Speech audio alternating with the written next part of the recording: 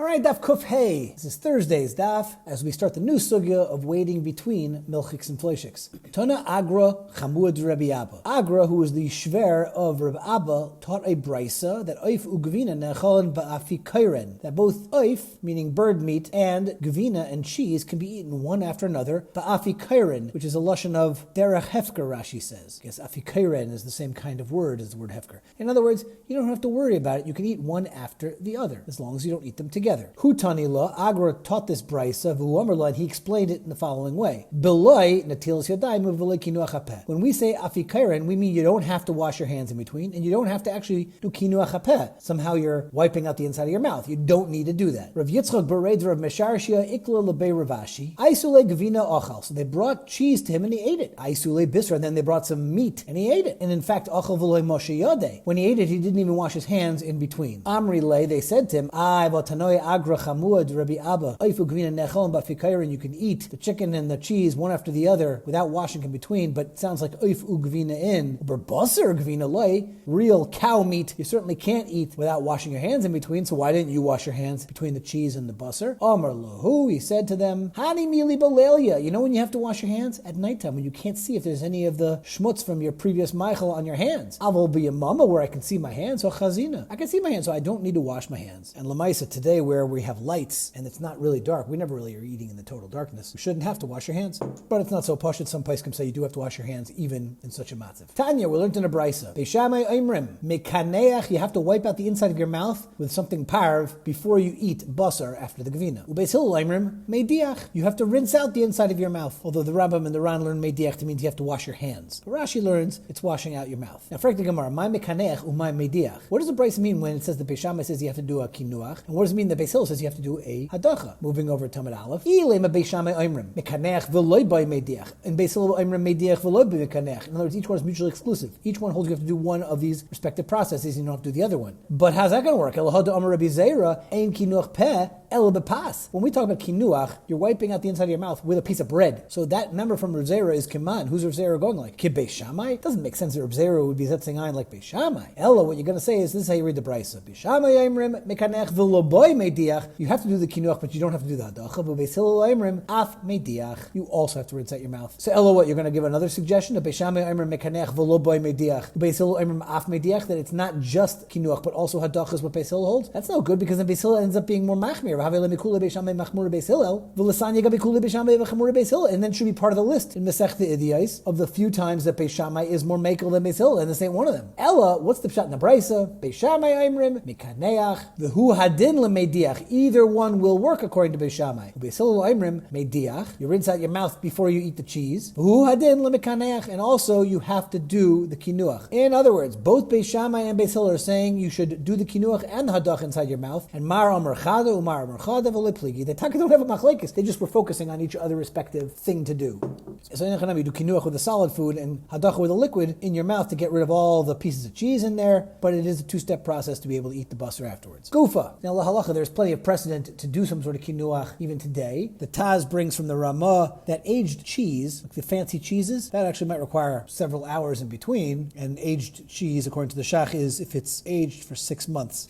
So, Dr. Gemara, Gufa, Omer Rabbi Zera, this member from Rabbi Zera, that ain't kinuach apeh el b'pas. You only do it with bread. Hani mili b'dechiti. It's got to be wheat bread. But if it's made out of barley, it's not going to work. As Rashi explains, because the barley bread crumbles into small pieces and it's not going to stick together when you chew it, and therefore it will not effectively remove the cheese that's in your mouth. Udechiti nami lo yamar. And we didn't even say you could use the wheat bread ela b'karira unless it is cold bread. Avu b'chamima. But if it's hot bread, mishtar shtare. It's going to stick to the palate. Won't do a good job cleaning out the cheese that's in your mouth from beforehand. V'hani mili b'rechiva. And we're only going to say this cold wheat bread is going to work when it's soft. Avu ba'akusha loy. But if it's hard and it's going to be crumbly, it ain't going to work. Flour, dates, and vegetables are the only things you cannot use for kinuach because Rashi says they're too soft and therefore they're going to be sticky. Now we get into the big issue about waiting after fleishiks. How long should you wait between eating meat and cheese? Not at all. Is that true? You're allowed to eat cheese right after meat? You're not allowed to eat cheese afterwards. But the other way around, gavina is going to be mutter lechol basar. You could eat the fleishik after milchiks, just not milchiks after fleishiks. Ella, this is what Ravasi asked Rabbi Yochanan, Kama Yisha ben Gavina lebasar, how long do you have to wait in between the cheese and the meat? Amar lei, Dr. Rabbi Yochanan, v'loi klum, not at all. After eating the milchiks, you don't have to wait at all. Gufa Amar Rav Chizda, achal basar asar le'achal gavina. Once you eat meat, you can't eat the milchiks afterwards. But gavina is mutar le'achal basar. Amar lei Rav Acha bar Yosef l'Rav Chizda, basar shebein hashinayim mahu. What's the halacha with the meat that's stuck between your teeth? So Dr. Rav Chizda, kari alei habasar aidenu ben hashinayim. We call this basar even after it's in the teeth. So whereas one might think, well, if it's sitting in your teeth, it's no longer meat anymore. It doesn't have a din of meat because it's already processed in your teeth. No, it's not true. It's still called basar. According to the Rambam, in Parak Tes Machal Sasurais, this is the reason why you have to wait after you eat fleishiks before you can eat milchiks, because we're afraid of the meat getting stuck in your teeth. Rashi doesn't hold that way. Rashi says because the basar is mitzi a certain kind of shuman. There's the nature of meat that it somehow lingers, and that's why you have to wait 6 hours or whatever long you're going to wait before you can have your milchiks. Omar Mar Ukva, ano lahamilsa chala bar chamra legabe abba. Legabe this thing, I'm like vinegar, klape my father who's like wine. Meaning my father's more chashiv than me in the sense. In what sense? Di ilu abba ki have ochel bisrahoid. Now if he would eat meat today, he wouldn't eat it until the same time tomorrow. He wouldn't have his coffee with milk for 24 hours after he had his fleishiks. I will only wait until the next meal before I can eat my cheese. And this, Rabbi Isa, is the only Gemara that talks about how long do you have to wait after fleishiks before you can eat your milchiks. Until the Sudosa Achrita, which Roiv Rishainim and Paiskim say it's 6 hours. Many of us, myself included, have a minute to wait into the 6th hour. That could come from a lashon of the Rambam, because the Rambam writes Kimay Sheish Shais, which sounds like he's softening the Sheish Shais. There are those who say that the only reason why the Rambam says Kimay Sheish Shais is simply because they worked with sundials back in the day and they just simply didn't know exactly when 6 hours was up. The Meiri and the Mogen Avos says it's going to be 5 or 6 hours. Of course, there's a minig for 3 hours, the Yekesha minig. That 1 hour Dutch minig is brought by the Ramah. But it's interesting when he talks about his father, he says, my father's like wine, I'm like vinegar. Like, why did he just do like his father and just also wait 24 hours? And the Bali Musar point out that it could be he just simply wasn't holding on the madrega where he should take on such a chumrah. We're not all roi to take on chumras at the level we're at. Back to the Gemara Omar Shmuel. Ano laham milsa chala bar chamra legabe abba. Legabe this, I'm like vinegar klape my father who's like wine.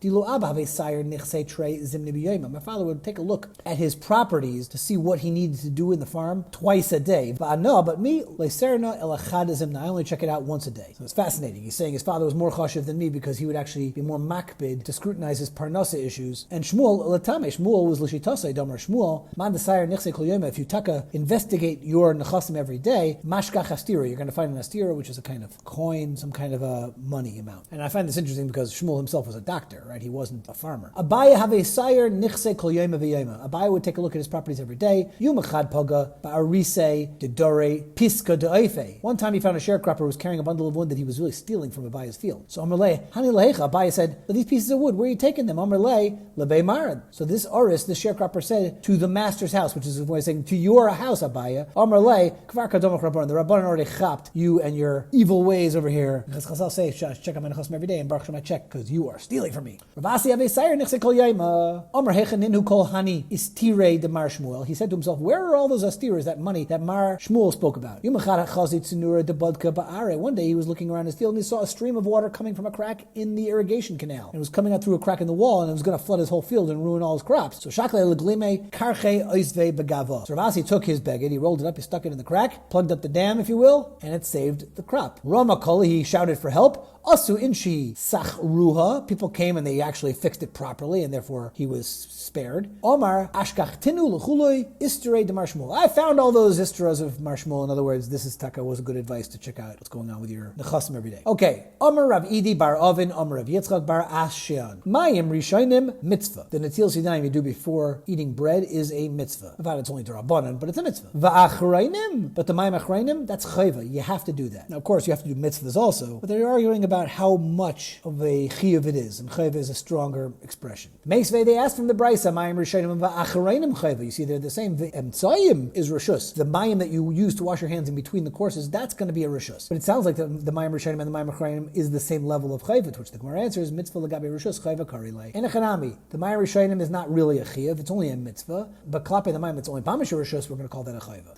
Gufa, Mayim Rishonim va'achrayim chayva, emtzayim is rishus. Rishonim naitlim ben kli uben al gabe karka. The Mayim Rishonim you can pour over your hands into a keli or straight on the ground. But achrayim ein neitlim el b'kli. Mayim achrayim should be done only into a kli. Ve'amri la, and some say this is how you read the brisa. Ein neitlim al gabe karka. The Mayim achrayim should not be poured over your hands onto the ground. So maybe now, what's the difference? It sounds like the same thing. Ikabinayu kinsa. Some say you can wash over wood chips, meaning according to that first version of the brisa, that you could pour it only into a keli. Washing over wood chips is not going to work, since because that's not a keli. But according to the latter brisa, wood chips is going to be okay. Mayim rishonim zok the brisa neitlim ben chamim ben tzainan. Mayim rishonim you can use either cold or hot water. But achrayim ein neitlim el b'tzainan got to be cold water. Mepnei shechamen mefafen es hayadayim. The reason why you shouldn't use hot water because it makes the hands softer, so the greasy schmutz on your fingers are going to be going into the skin. Ve'ein mavir nasazuamo, so it's not going to actually take off the grease. So don't use hot water for grease. Mayim rishonim neitlim ben chamim ben tzainan. This that we said that the mayim rishonim you can use hot or cold water. Amar of Yitzchak bar Yosef, Amar Rabbi Yanai, leishanu ela she'ein hayad, turning over to Amadei, say let us play. As long as it's not really hot water, because if it's really hot water, they're going to burn your hand. That's no good.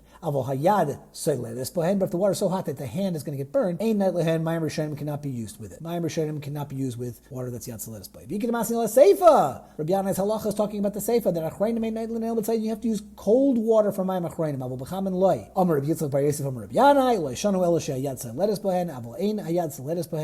Nightland, you could use it as long as not yad seledes bay. Mechlal, since we're defining hot water as yad seledes bay, so therefore the rishayim afal pisha yad seledes bay is mutter. Even if it's yad seledes bay, you can use it. But the truth is, I said yad seledes bay means it's going to burn your hand. A better translation is that your hand is going to be seledes; it'll recoil. You'll pull your hand back. There's another level of hot water where it actually does burn your hand, and that will certainly be no good. The Bryce had said emtsaim rishus, that the water you use to wash your hands in between courses is a rishus. Amar Rav Nachman loishanu ela ben tavshel and tavshel. That's between different dishes within the Suda. But between meat and cheese, avada you have to wash your hands. That's actually a chiyav. Amar of Yehuda Bereder Rabbi Chia. Why do we wash our hands for mayim achrayim? Shemelach sdaimis yesh shemesame es ha'einayim. You have this melch sdaimis which could blind a person chalila, and that gets on his fingers. So you have to wash your hands to get that melch sdaimis off your fingers. Omer Abaye umishtakach kikurta b'chayra. This kind of very dangerous salt is only found of 1 grain per kur of regular salt. Omer leir Rav Acha the Rav Ravashi. Kol milcha mai. If you measure the salt, what's going to be the halacha? Do you still have to wash your hands? Or is it only somebody who's actually eating and not just doing the measuring process of salt? If you handle the salt, you certainly have to wash your hands afterwards. It's not about eating, it's about handling the salt. In the beginning I used to think, if you don't wash your hands over the ground from it's because the water is going to turn gross. It's going to turn the ground gross. Rashi says it's going to create a bad reach. It's not a good idea to pour directly on the ground. That's why you shouldn't do it. But then Rabbah told me because of something spooky, that's why you shouldn't pour it directly on the ground. In the beginning I used to think, the reason one doesn't take anything off the table when another person is sitting at the table and drinking from his cup is because maybe there will be some terrible choking matziv because he's going to choke on his drink saying, don't take that off the table. So we don't want to put him in a matziv where he might choke, and therefore we leave things on the table while he's drinking. But then Rabbi told me, it's only because of some spooky tzrada shade or something that will happen if you take these things off the table while he's still drinking. That's only if you take it off and not put it back. If you take it and put it back, it's no problem. It's only if you took the thing more than 4 amos away from the table. There's no problem. Only if you take something off the table you need for the meal. There's no problem taking it off. Marbar Ravashi was careful not to take off the table even the mortar and pestle for grinding up the spices. Midi did tzarch l'sudasa because he held that was something you need for the meal. Yomer Abaye said, Meireish, in the beginning, I used to think, Hai de kunshe nashvara'a, that we would gather all the breadcrumbs, meaning we would sweep the floor carefully on from under the table, mishum menakirusa, because we wanted to be clean. Omerli Mar, but then Mar told me, mishum de koshil aniyusa, if you leave crumbs on the floor, it can cause aniyus. So that's why we're very careful to clean all the crumbs off the floor. Hahu gaver da b'meshadar alei shara daniyusa. There was somebody who the malach of aniyus was trying to chap him. But he couldn't get it because Zohar anashvara tuva, because he was very careful about not leaving crumbs on the floor. Yumachad karach rifta ayavle. One day he was eating bread on the grass. Omar hashta vade nafal biyode. So this malach said, I'm going to chop him now because he's not being careful now. He's on the grass. So basar d'achal aisi mora. After he ate, he brought a shovel. Akrinu liyavle shadinu lenahara. He uprooted the grass together with the crumbs and threw them all into the river. Shamay dekamar, and he heard the malach saying, Vai da'afke hu gavra mi beisei. I didn't even get this guy out of this helm. In other words, I wasn't able to chop him and make him an ani.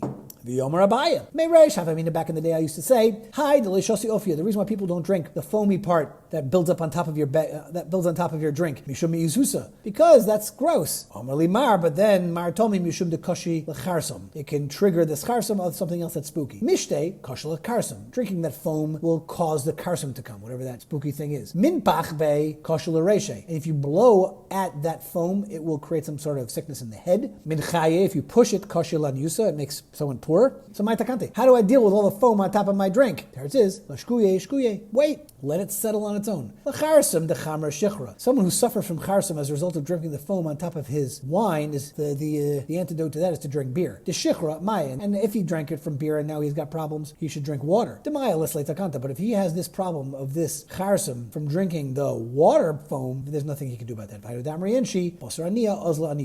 poverty comes more poverty. The Omer Abaya may Reish have in the beginning. I used to say, Hi achli yarka mikisha da'aser gina'a. The reason why people don't eat vegetables directly from the bundle tied by that gardener is mishum de merzi karav sanusa. You look like a chazer over here, eating fast. Omer lemar mishum de kashi looks sofim. But the reason you shouldn't do it is because it can actually make somebody susceptible to kishuf. I guess it'd be the victim of kishuf. Rav Chizda v'Rabba bar Rav Huna have azli ba'arba. Rav Chizda and Rabba Rav Huna were going on a boat. Amra lahu ahi matronisa. The matronisa said to them, Oisvad b'hadaychu. Seat me together with you on the boat. Loya svua. But they didn't give her a seat on the boat. So Amra Milsa, she said some kind of incantation, some spooky witchcraft. Asarta la'arba, and she made the boat not move. Amru inu Milsa. So they said another kind of a magical thing to go keneged her kishuf, and they were countering it. Sharyua, so now she released the boat. Amra luhu, and this matronisa said to them, Ma yavid luhu, what can I do to you? You don't clean yourselves with a chaspa after you go to the bathroom. V'leikota luhu kina amonaichu, and you don't kill a kina, a louse walt on your clothing. And you don't eat the vegetable from the bundle the gardener just tied. These are the things that would typically allow spells to be chal on them. So by the fact that they're not naig these things, it does not put them into any danger. Yamar Baya Mareshav, I used to think, mitaka. The reason why people don't eat vegetables that fell off the table, mishum miyususa, because it's gross. Omarli mar, but then I heard, mishum de kashal l'rechapeh. The reason why I don't do it because it causes bad breath. Yamar Abaya Mareshav, I used to think, yosvi tuse marzeva. The reason why people don't sit under a drain pipe, mishum sheifchim, because they're spilling wastewater. Omarli mar, but then I heard, mishum de shchichim azikin, because it could be spooky problems. All right, we're going to pick it up with the hanush koilai for Friday's daf.